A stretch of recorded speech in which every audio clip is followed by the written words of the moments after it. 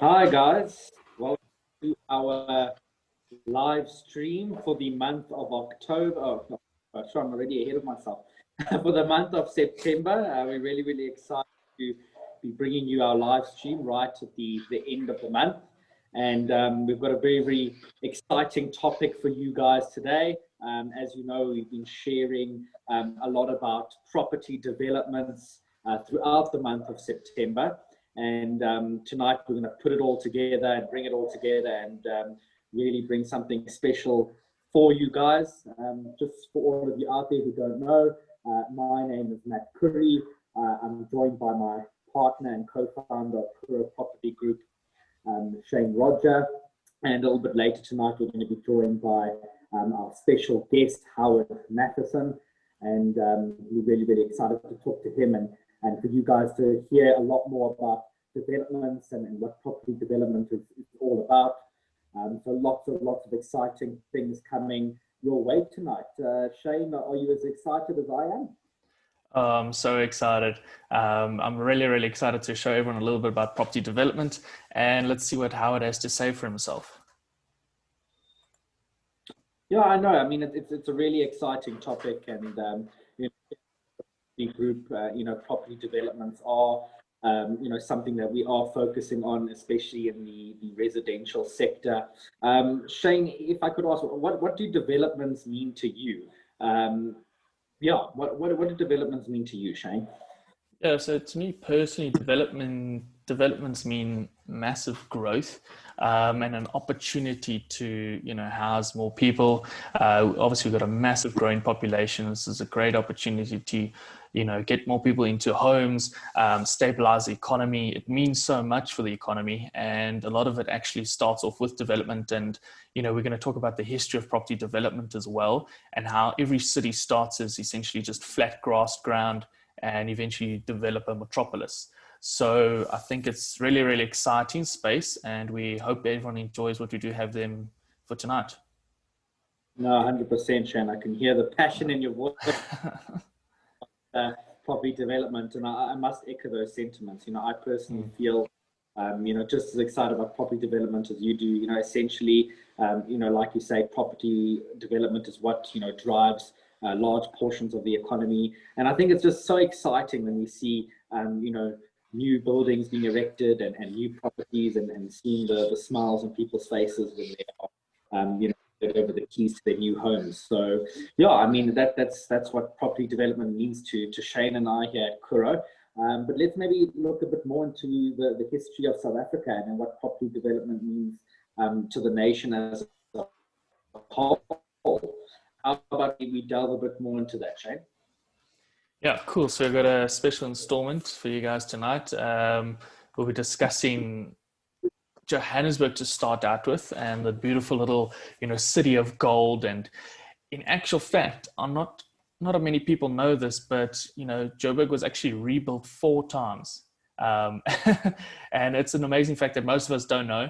And a lot of the progress of people came through here, and it developed into the city it is now. But really, the city started in 1886, when gold was discovered. Sadly, it was by an Australian, not a South African.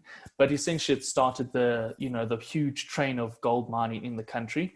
And as we move forward, we've actually seen tents and wagons appeared, and then it was wood, and then it was iron, and then soon we had brick buildings with a combination of steel and brick.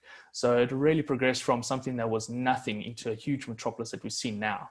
And actually what we have here in Joburg is the tallest building in Africa. Obviously everyone knows which building we're talking about. So if you do know, give us a shout and say which one you think it is. And then actually a lot of people don't actually know, but the largest man-made forest in the whole entire world is actually in Johannesburg. Something that most people wouldn't know. Oh, those are fantastic stats that you've given us there, Shane. And Joburg's a really special place for me. I mean, I'm a born and bred Joburger, and it really has a special place in my heart. And yeah, I think there's so many amazing things that you pointed out there, and I think that the way that Joburg has grown, since it was built 4 times, like you mentioned, is just incredible. And a lot of people don't realize the the economic impact that Joburg and Gauteng has on the economy. I mean, 40% of the GDP is derived from Johannesburg, predominantly in Gauteng, which is quite incredible when you think it's one of the smallest but most dense parts of the country. So I always find that as one of the most special facts for me. But let's move on. Let's move on down towards the coast to the beautiful city of Cape Town. I think there's no disputing it that it is the most beautiful city. Let's hear from all the Cape Townians that have tuned in tonight. So you're going to echo my sentiments.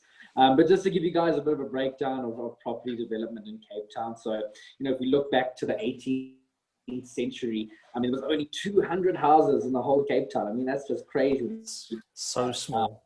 I mean, no, it's crazy, man. And you probably get more than 200 houses on a single street. Never mind in the whole of the Cape. But yeah, I mean, if you can just think back to those times and what it was like, I mean, it must have been pretty bare. It must have been so spaced out and completely rural. And it just shows you the impact that property development can have on a large area, where you see over time, as buildings and more infrastructure tends to develop, what something can actually be. So yeah, I mean, moving on from there onto the next slide, there were many different European powers that came into the Cape in the 17 and 1800s, from your French and your English.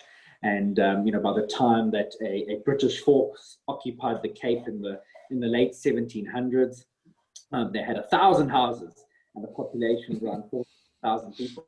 So they really grew from 200 houses to 1,000. It's quite incredible to see that growth. That's actually, a 400%, actually a 500% growth in houses, and a large growth in the population as well. So it just shows you how in just a short space of time, how property development significantly increases the population of a town. And moving on to the next slide, the final one, you'll be able to see that there's even more growth that's happened in the 1800s, when the town's population went from 14,000 to 20,000. And this then really increased the urbanization of the area. More modern buildings rose, and it started to become, should I say, more of what we know Cape Town to be today, which is, a thriving city full of, residential areas and freeways. But, despite all the development that's happened, the natural beauty still exists there. And I think if we just think to Cape Mountain, despite all this property development that's happened, that's still the most beautiful part of the Cape. So yeah, that just shows you how property development can tie into nature, and that you can also preserve nature over time.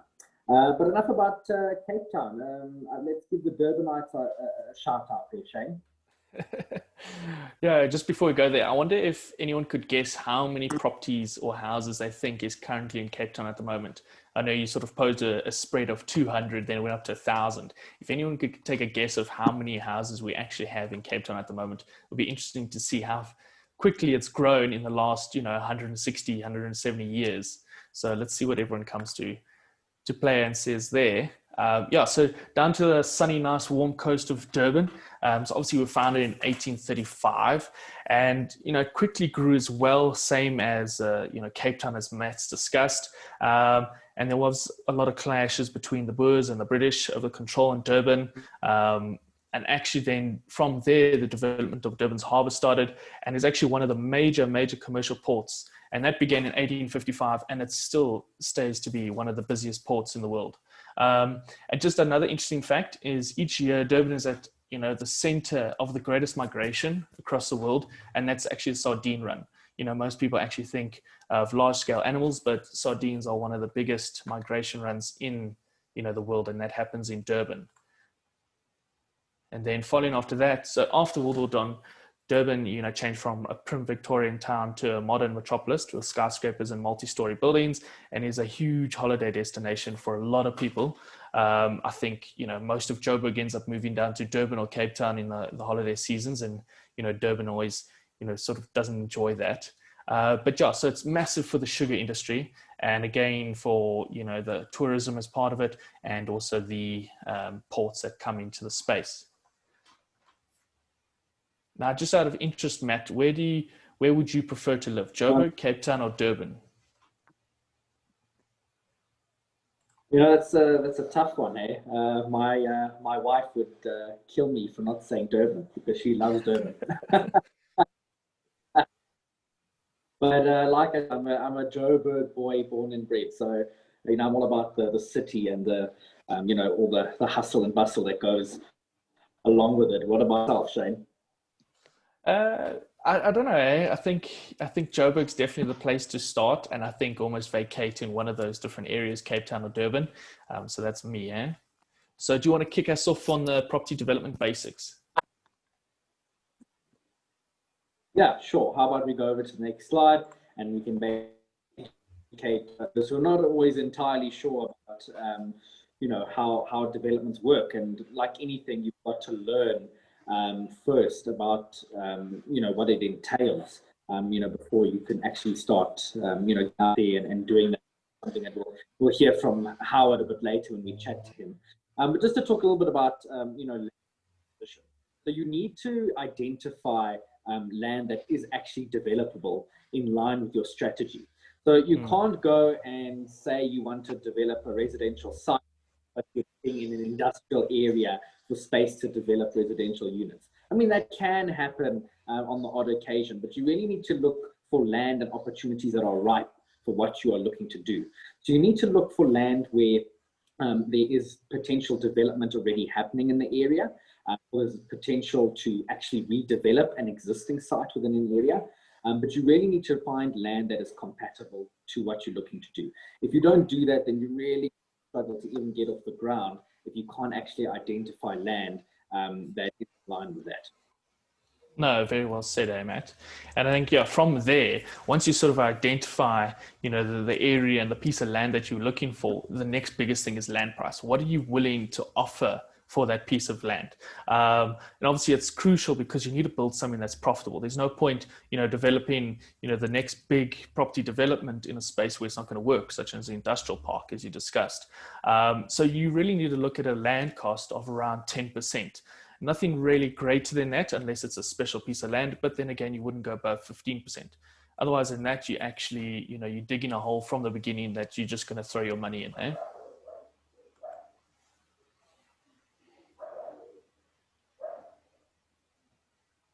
Awesome. So again, you might have found yourself develop, you might be able to get it at the right price. That doesn't necessarily mean that you really have product that can actually sell, you're going to be by your customers. So one of the best things that you can do with is you can buy and sell or rent the development, or you build it, just to get some confidence product and to see if there's a demand in terms of what you are offering, etc.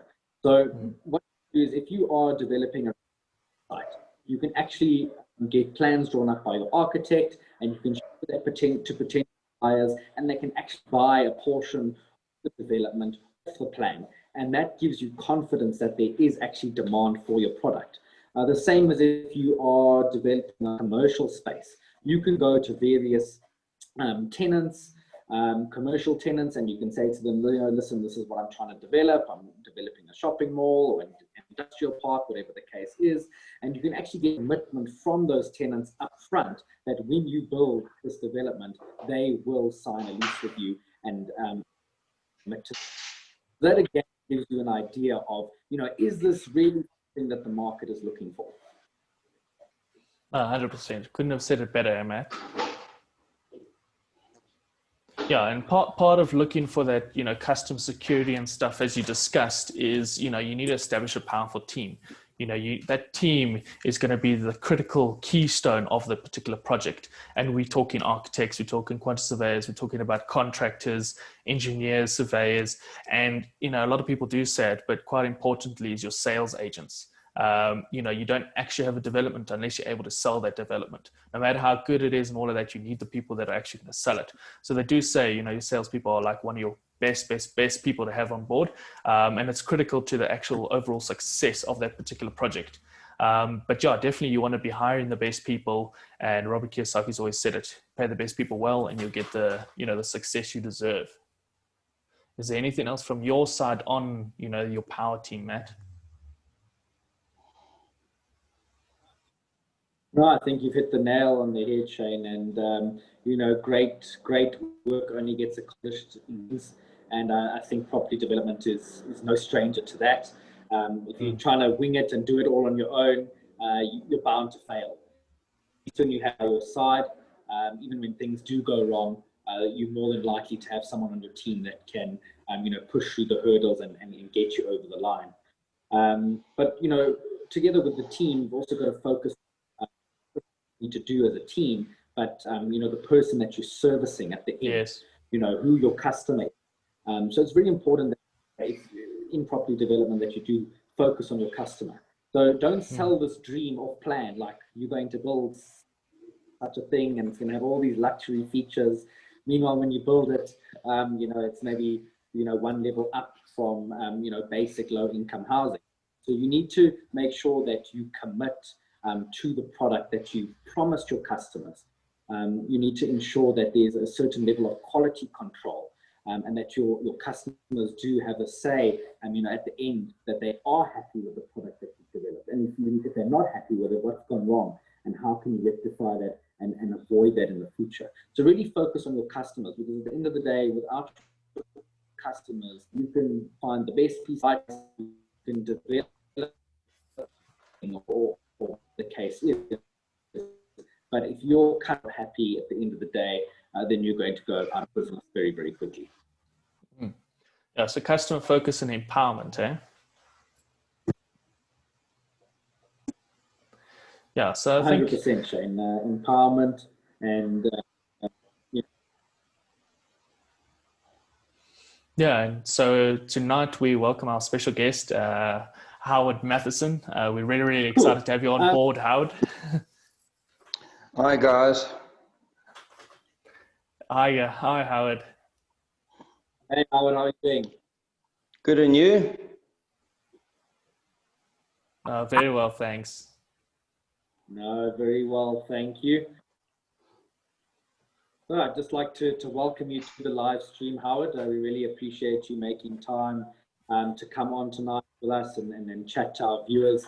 We're very, very excited to have you here, and you know, just let the viewers know a little bit about Howard. You know, he's been in property for over 25 years.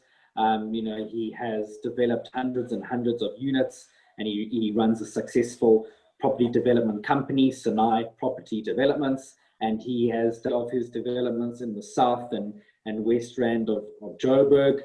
He's now starting to venture out into areas like Houghton and Boscrane as well. So the amount of experience that Howard has compared to Shane and myself is paramount, and there's no comparison. So I truly feel you know, grateful to have you on, Howard, and you know, getting our viewers to understand how developments work a little bit more. I'm sure you feel the same way, Shane? No, definitely. And Howard's definitely got one of the, you know, most different backstories. I think Howard would say for himself is he would never expect himself to become a developer. I started developing by default. It just naturally came about. Eh? It was just never in the actual game plan. It just facilitated itself. Yeah. The other business that I run is a flea market, and that started around about 30 years ago. And eventually the landowner sold me the ground and I had too much. So I didn't know what to do with it. So I learned how to become a property developer as a result. I think that's what we all call taking the opportunity, eh? I guess so. It's been quite fruitful, I must admit. Crazy how life. That's fantastic. I think you know, that's what a lot of our viewers you know, want to hear more about, and you know, understand both the good and bad side of it. Obviously, there's always two sides to everything in life. It's not always rainbows and and butterflies. So I think you'll share a lot of that, with us tonight, Howard. But if I could ask, obviously you say you acquired the land, on that you had your flea market on, and you needed to, develop some of it because it was too much. But tell me, what were some of the first mistakes that you made early in your development career? I want to hear a bit more about that. I think some of the mistakes that I made early in my career was not having any knowledge and relying too heavily on the team and not knowing anything, because even though you can't know everything about property development because there are too many aspects, you can't be an engineer and an estate agent and an electrical engineer and an architect. You should have a little bit of knowledge about everything so that you actually understand when they're talking. So when I first started my first development, I didn't know very much at all. And after the first development, I decided to educate myself, because I thought to myself it would be better if I knew what I was doing and having some background as opposed to no background whatsoever. So I went out and I did a property developers course, and then I became an estate agent. And I got more background and more knowledge, so that when an agent came to me and said to me, for example, that he wants to charge me 7.5% commission, I could say to him, I'm not prepared to give it to you at 7.5%. I'm only prepared to pay you 3%. So I had more knowledge after the first one. But the first one was good. It was where I cut my teeth and I learned the industry. And times were a lot easier then. When I started developing property, it was at the beginning of the property boom in South Africa. So it was a lot easier, and you didn't have to know so much, you could just do it.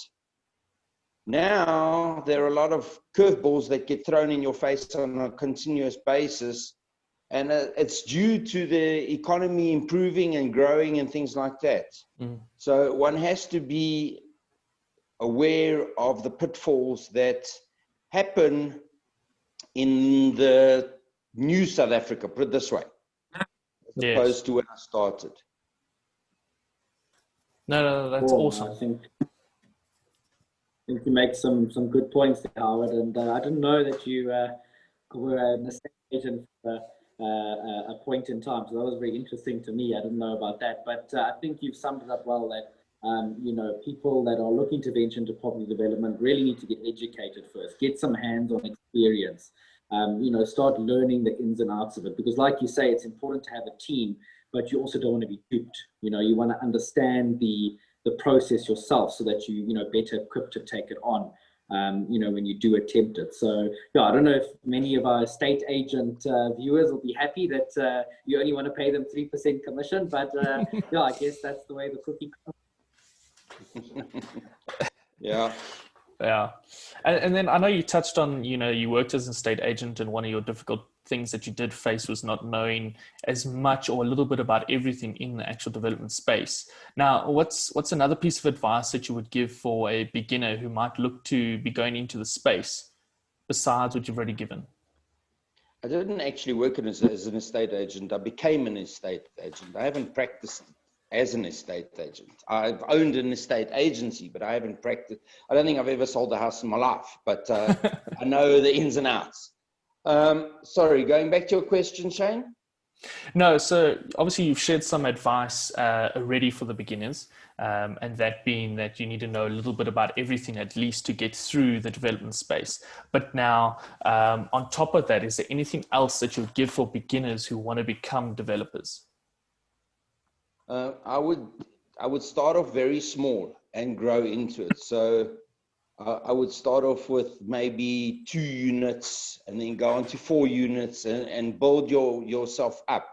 Don't try and jump into a 50-unit complex from day one, because you're going to struggle. The banks won't support you. The NHBRC won't support you. You need to build up the track record with the various institutions and show them that you've got the skills and you've climbed your way up the ladder, so to speak. Yes. Because when you start off with the NHBRC, they'll only give you a very, very small provisional approval to build maybe 1 or 2 or 3 or 4 houses. Yeah. And as you progress, they'll give you more and more approvals to build more and more. And eventually you'll get to a point where you're unlimited and you can build as many as you like, and you don't need to go to them and ask for additional approval for additional houses to be built. So it's best to start off small and basically crawl before you can walk, and then walk before you can run. Yes. No, 100%. And I think just to follow on from that, to give some people background into NHBRC, the National Housing Building Regulation Council, they obviously won't allow you as a new builder to just go and build 100 units, like you said. They're only going to allow you 2 or 4, and then from there you have to grow and build your track record. So definitely a good piece of advice is go out there, look for something small, maybe a subdivision or something like that. Start small and then grow, and also learn through each one of your stages that you go through. Yes, and mitigate risk. Yeah. The biggest thing that I could say to anyone wanting to get into property development is manage risk. You need to manage the risk as much as possible, because if you don't manage the risk, you can come unstuck very quickly. Mm-hmm. Yeah, and I can imagine. So one bad deal could bury you, Howard? It's tough. You know, it's very tough. You think that you're going to go and do a cluster development, and the market doesn't accept the product that you're doing. So you've got to mitigate risk as much as possible. You've got to manage the risk as much as you can. Oh, no, 100%, Howard. And I think that goes what Shane and myself said earlier, is getting feedback from your customers and actually getting some sort of commitment from customers before you build anything, just to see if there's actually a demand for the product. What I would like to, this is one of the first questions that I had when I first started getting interested in property development. Could you tell us what are the main differences between a plot and plan development and a sectional title? I know you mostly focus on sectional title, so you have a vast knowledge in that. But if you could just maybe tell us a bit about the difference, I think a lot of our viewers would appreciate. Okay, so on a plot and plan, you're basically servicing the stands, and in other words, you're providing water, sewer, electrics, etc. to each stand, a road to the stand. And then you're selling the stand, and then there's a building contract associated with that stand, and you're building the house, and you're getting paid on draws. So, for example, I would sell you a house, Matt, and you would get a bond for the plot and the house. Once you once the bond's approved, and once the house, the stand is serviced, etc., council would give something called the Regulation 38, which enables me to transfer the stand to you. And there would be 2 contracts. There would be one for the land and one for the house. Once I've got my Regulation 38, I would transfer the land to you, and then I would start building the house for you. And as I get to certain levels in the process, draws would be issued to me for payment. So once you've done the foundation and the slab, you'll get paid. Once you get to windowsill height, you'll get paid. Once you get to first floor height, you'll get paid, and so on and so forth. And that's how a plot and plan generally works. And then with that, you can design the house to suit yourself. So you'd sit with the architect, and you'd sit with the developer, and you'd say, listen, I don't want granite kitchen countertops, but I want, Formica countertops, because I don't want to spend too much money. And you would design it in such a manner with the developer and the architect. So that's the way a plot and plan works. Then on And from a development perspective, it's far less cash intense for the developer to do it on that basis, because he essentially only has to get the site to a level where he's able to transfer the stand to the end user. He doesn't have to transfer the whole house. So once the stand is ready to be transferred, the stand becomes yours. You pay the rates and taxes on that, and then we start building on your stand. So from a cash flow perspective, it's far less onerous to do it that way than to do a sectional title development. Because from on a sectional title development, I have to finish the entire house, including all the services, and then transfer the completed unit. I don't get paid at any point during the process whatsoever, only until the very end. So that's a far more cash intense product to do than a plot and plan. On that particular product on a sectional title development, one needs to still get the service stand. One still needs to service the stand so that council will approve the development and allow you to effectively transfer the units to the end user. Plus, one needs to build all the units on the particular development that one's doing. So if one's doing, for example, 100 units, well, currently I'm doing 160 units in Roodepoort. The first phase of that particular development, I had to make sure that the stand was completely serviced, finish building the first phase, which was 54 units. And then once all the approvals are in place, I can only transfer those 54 units to the end users and then go on to the next phase and the next phase of that. And then COVID comes along and whacks you for a ball of you know what, and then you sit for 8 months and you can't do anything because council has decided to go into lockdown and the whole world stopped. So it's a far more risky product to do sectional title than to do a plot and plan. Plot and plan, generally speaking, is a lot easier to do, but it's also a more difficult product to sell because you're generally selling a more expensive product, and each person wants to put their own stamp on their house and design it in their own way and what they want in the development and what they want in the house. And that's why it generally takes a lot longer to sell that type of development than a plot and a sectional title. And sectional title generally is a lot cheaper than a plot and plan house. No, definitely. Summed up the two differences between the different types of developments very well there, Howard. So thank you for that. You know, I think, you know, in many ways, a plot and plan is more bespoke for the customer, where sectional title is more what, you know, the developer thinks is best, you know, for that particular product. So thank you. Cool. And if I might just add here, Howard. So obviously you talk about managing risks, and you've sold plot and plan as like the dream build. It's a lot less risky. Your cash flow is a lot easier to manage and everything like that. So why do you still prefer sectional titles over plot and plan? Or is that a bit of a tough the market, the market, you've got a triangle like this. Yeah. So at the top of the triangle is the bespoke type plot and plan, and there are less buyers at the top. At the bottom is your sectional title development, where you're selling from 500 to whatever number, 2, 3, 4 million, wherever you depending on where you're selling the unit.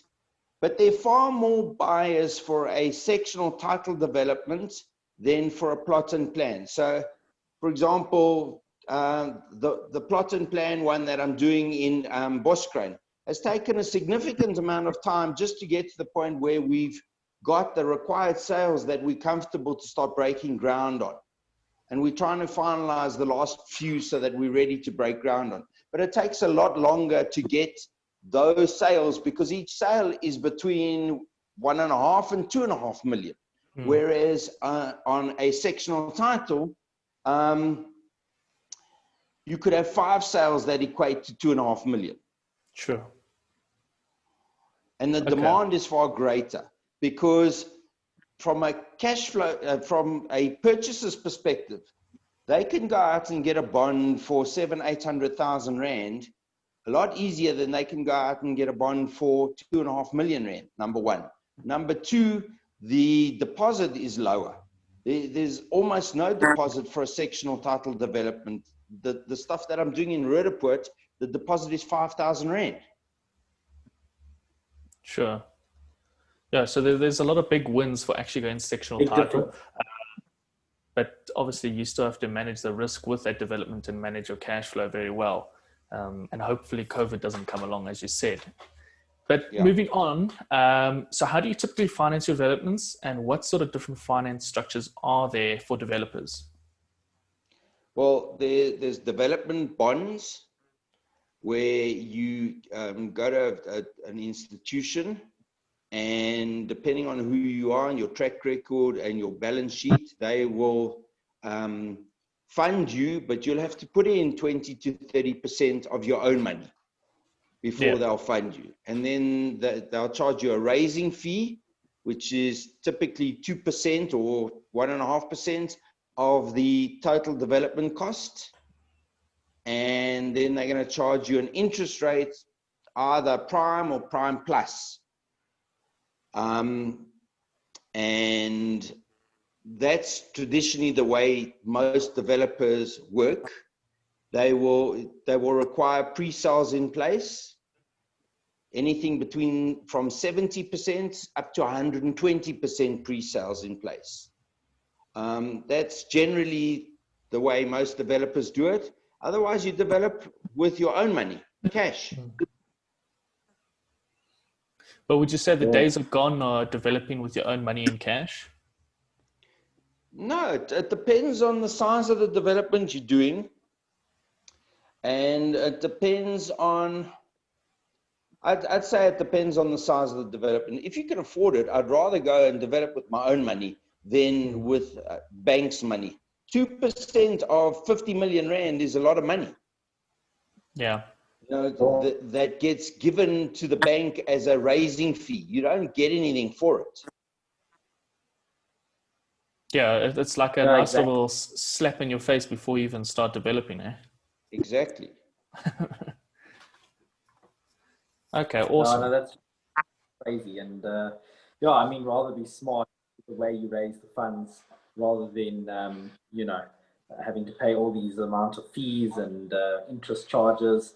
At the end of the day, you don't even end up making much on the development because you paid it all in fees. Well, you need to make sure that you're making a significant percentage return on your investment. If you're not going to make a significant return on your investment, you should rather walk away from the development. You should not try and get emotionally involved in the development. Sure. Sure, no, 100%. A level head. What sort of returns do you look for generally, Howard? I'd like 20 to 30% return on my money. Okay, so very, very high, but significant returns. Well, when you factor in items like COVID into the equation, and you lose 5 months worth of interest payments, one needs to have a significant return. Otherwise, it doesn't make financial sense when there are risks that crop up that can harm a development and slow it down significantly. Sure, no, 100%. You've got to look at all the risks, as you say. One thing I do want to talk about is, and you did briefly mention it, you spoke about the, you know, Belletta estate development in, you know, which Kuro is a stakeholder in. Tell us a bit about the development and where is it at in terms of the project. If you could just give our viewers a bit of an idea of where you're at in that project. It's a very, very exciting project, and it's something that we've been marketing a lot on our social media channels, and I know there's a lot of interest in it. But yeah, give us an update and just tell us a bit about the project. Okay, the project will consist of 25 freehold homes in a secure estate. I'd say we practically sold out. I think there's about 2 or 3 that are just currently finalizing the deals. And we as developers want to have 20 secure deals in place before we break ground to mitigate risk once again. And I think we're almost there. I think we're on about 16 or 17 secure deals. We've got a few more to go before we break ground. And looking forward to it. It's something, for me, I haven't done a plot and plan development in a good while. It's probably about 15 years. So it'll be something new for me to do and different, because I normally do sectional titles. I like the cookie cutter approach, and I generally try and do the same thing over and over again. But it's something unique and something different for me as well, because I haven't done it in a while. Sure. And would you say that coming out of your comfort zone every once in a while is a good thing? It is. It's interesting. It takes you to a different thought process. It is different.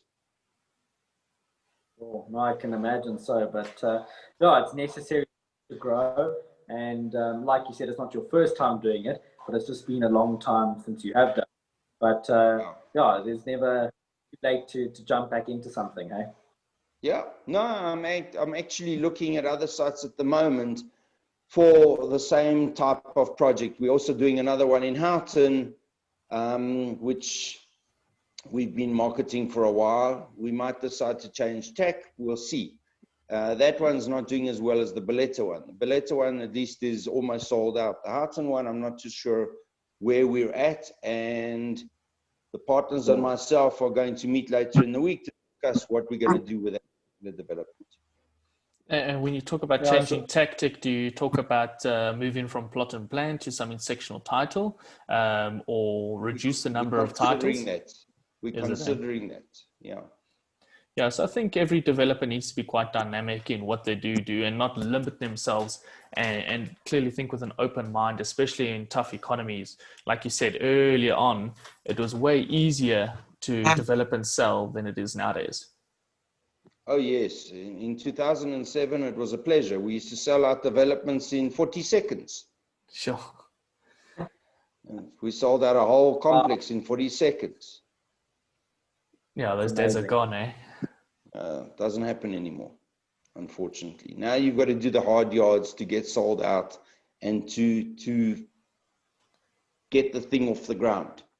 Mm. And then I know we were meant... Yeah, Matt, go ahead. No, you go for it, Shane. You have the floor.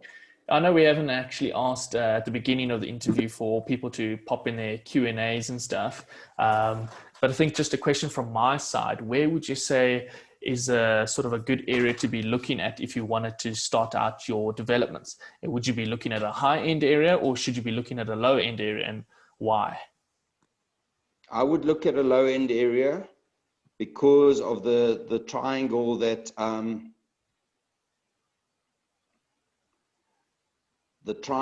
I described early on.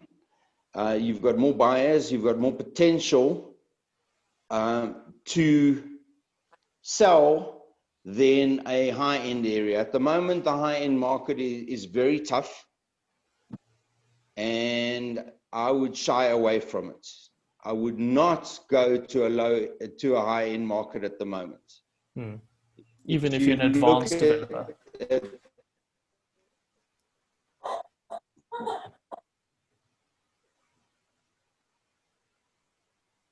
Sorry, I'd say again. I would say I would say high-end market at the moment. The high-end market is bleeding far more than the low-end market. Sure.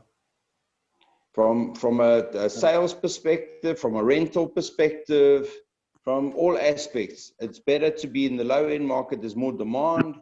There's more people that can afford a 7,000 Rand a month rental than a 30,000 Rand a month rental.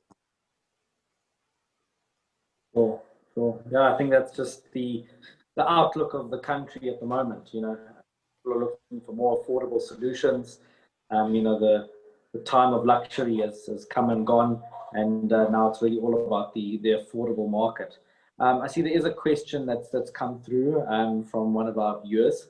Um, what trends have you noticed within property since the COVID outbreak happened, Howard? What's changed from your point of view?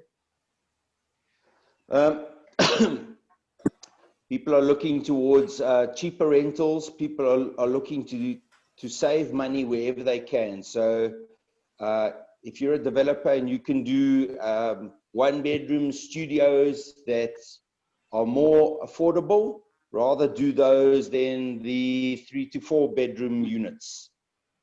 You've got to cater for the market at the moment. The market is going downwards. They're looking for as the best priced units available to them with the best specs and the best amenities. Another thing that's crucial nowadays is fiber. You've got to have fiber in your complexes. It's a given. Nobody wants to move into a complex where there's no connectivity. People are working from home. They want connectivity. They want to be able to connect to the world and carry on.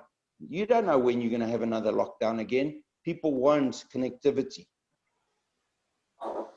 So it's almost become a need more than a want these days. Yeah, it's a given. Yeah, no, 100%. I must agree with you, and I think that from what I see, you know, property developers are having to be very smart in the way that they sell their product these days, because, you know, it is a lot tougher to sell. It's not 2007 anymore. You know, you've really got to think outside of the box and really give people more than what they're actually paying for. Otherwise, you don't end up selling anything. Yeah, and if you're keeping sectional title units, let's say you're doing a sectional title development, for example, and you end up sitting with 20 or 30 units that you forced to keep. If they're in the lower end of the market, it's a lot easier to rent them out than having 20 or 30 2 million rand homes or 5 million rand homes. You know what I'm saying? So it's a far better area to focus on, the more affordable market where people can afford it. You know, if somebody's earning 15, 20, 30,000 rand a month, they can afford 7, 8,000 rand a month rental, but they can't afford 10 or 15,000 rand a month rental. Yeah, and the yield is just much better, eh? The yield on the lower end stuff versus the higher end. Like you said, a rental of, you know, if you're paying a rent of 20, 30,000 rand, your essential house price on a 20,000 rand rental is probably, you know, 3 bars. So your, you know, repayments, okay, it's changed a bit now, but back then it was maybe 25 grand a month. So you're losing a lot more than if you had a lower income house, which essentially your rental almost matches the actual property value on a bond. Definitely. Mm. To be honest, Shane, a 5 million rand home will get you a 30,000 rand a month rental. Yeah, so it's just crazy. Yeah. Yeah, 100%. So yeah, like you say, it's all about mitigating risks. So yeah, if you guys have any last minute questions for Howard, you can let us know. We are in the process of finishing up, but if you want to ask something regarding property development or anything regarding Howard's career, then please feel free. We wanted to take a few minutes just to talk a little bit about our current investment opportunities here at Kuro. Shane, what's happening with Kuro at the moment? Yeah, so awesome. So Kuro's got its own few, I mean, how would you describe this, Howard? Like minor developments? A flip would essentially a minor development, or not even close? No, I think so. I think as I mentioned to you guys, flips are a good idea in this market at the moment, because on a sectional title or a plot and plan, it can take you 2-3 years to get the thing completed. Whereas a flip, you can do it in 6 to 9 months or shorter. You guys are the expert when it comes to flips. And I've told you that I'd like to get involved in flips because it's a lot quicker in and out than hassling with council, with sales, etc., on many units. You know, you're just having to focus on one and essentially making it look pretty. So essentially what you're doing is you're taking the development cookie cutter approach and applying it to individual homes rather than, 100 units at a time. With less council issues. You don't have to get a Section 82 or a Regulation 38. It's already there. Yeah, so as Howard said, it's a great opportunity for all of you guys to look to invest. And we've got 3 projects up ahead. So Fontainebleau, we're looking for the last little bit of money to be raised on that one. Florida Hills has been fully raised, and we're super excited for that development. Really, really prime area, and we bought the property at a good price, and we're looking to flip that on, and we're really excited for the end outcome. And then Robindale is another multi-family project that we have going on. It's essentially going to be, 3 units in phase 1, a 4-bedroom house, 3-bedroom house, and a 2-bedroom unit. So we're really, really excited. If anyone's interested in investing, where can they find out more, Matt? Yeah, so the best place to go is onto the site, kuro.co.za. All of these investment opportunities will be listed there, as well as more information on financial aspects of the project. So if you're really, really keen in getting involved, there is still opportunity to do so. All of as many people and invest in projects as possible. So please come and inquire, and we'll be more than happy to guide you towards the project that best suits your needs. No, awesome. Thanks, Matt. Is there any more questions for Howard from your side, Matt? I think I see we are running out of time, but I think I would like to just thank Howard for his time this evening. I think it's been really, not just to the viewers, but for me, myself, I've learned even more. And there's, been someone who's really guided us in the development space. And I can express nothing but gratitude towards you for helping us, Howard. Thank you. It's a pleasure, guys. No, thanks so much, Howard. I really, really appreciate everything and your guidance. Pleasure. Thanks for tuning in. Hey, awesome. And thanks to everyone else who's watching out there. Really appreciate it. Cool, guys. Yeah, to everyone. Cheers. Thank you so much. And we'll see you next month for the next. Cool. Cheers, guys. Cheers. Bye.